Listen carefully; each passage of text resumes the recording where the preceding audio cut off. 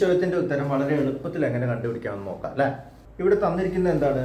ഒരു ടാങ്കിൽ കൊള്ളുന്ന വെള്ളം 36 ലിറ്റർ ആണ്. അതായത് ടാങ്കിന്റെ കപ്പാസിറ്റി, ആകെ കപ്പാസിറ്റി എന്ന് പറയുന്നത് 36 ലിറ്റർ ആണ്. ഇതാണ് ചോദ്യത്തിൽ ആദ്യം തന്നിരിക്കുന്നത്. പിന്നീട് പറഞ്ഞ എന്താ, 20 ലിറ്റർ വെള്ളം കൂടെ ഈ ടാങ്കിലേക്ക് ഒഴിച്ചപ്പോൾ ടാങ്കിന്റെ 1/4 ഭാഗം നിറഞ്ഞു. അതായത് 20 ലിറ്റർ വെള്ളം കൂടെ ഈ ടാങ്കിലേക്ക് ഒഴിച്ചപ്പോൾ 36 ലിറ്റർ ടാങ്കിന്റെ 1/4 ഭാഗം നിറഞ്ഞു എന്നാണ് ഇവിടെ തന്നിരിക്കുന്നത്.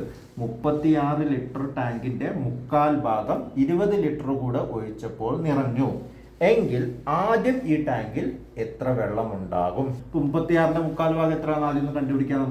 ഇവിടെ നമുക്ക് ഈ 36ഉം 4ഉം തമ്മിൽ ക്യാൻസൽ ചെയ്താൽ 9 കിട്ടും. 9 × 3 എന്ന് പറഞ്ഞാൽ 27 ലിറ്റർ ആണ്. അതായത് 20 ലിറ്ററും കൂടെ ഈ ടാങ്കിലേക്ക് ഒഴിച്ചപ്പോൾ ഈ ടാങ്കിൽ 27 ലിറ്റർ വെള്ളമുണ്ട്. അപ്പൊ ആദ്യമുള്ള വെള്ളം കണ്ടുപിടിക്കാൻ നമ്മൾ എന്ത് ചെയ്യണം? നമ്മൾ 20 ലിറ്ററും കൂടെ ഒഴിച്ചപ്പോൾ 27 ലിറ്റർ കിട്ടി. എത്ര ലിറ്റർ വെള്ളം ഒഴിച്ചത്? 20 ലിറ്റർ ആണ് ഒഴിച്ചത്. അപ്പൊ 27 നിന്നും 20 കുറച്ചാൽ 7 ലിറ്റർ. ഇതായിരിക്കും ഈ ടാങ്കിൽ ആദ്യം ഉണ്ടാകുക. അതായത് ടാങ്കിലേക്ക് നമ്മൾ 20 ലിറ്റർ കൂടെ ഒഴിച്ചപ്പോൾ ടോട്ടൽ 27 ലിറ്റർ ആയി. അങ്ങനെയാണെങ്കിൽ ആദ്യം 7 ലിറ്റർ ഉണ്ടാകും. വളരെ എളുപ്പത്തിൽ കണ്ടുപിടിക്കാൻ പറ്റുന്നില്ലേ? അതായത് നമ്മുടെ ഓപ്ഷൻ ഡി ആണ് ആൻസർ വരിക.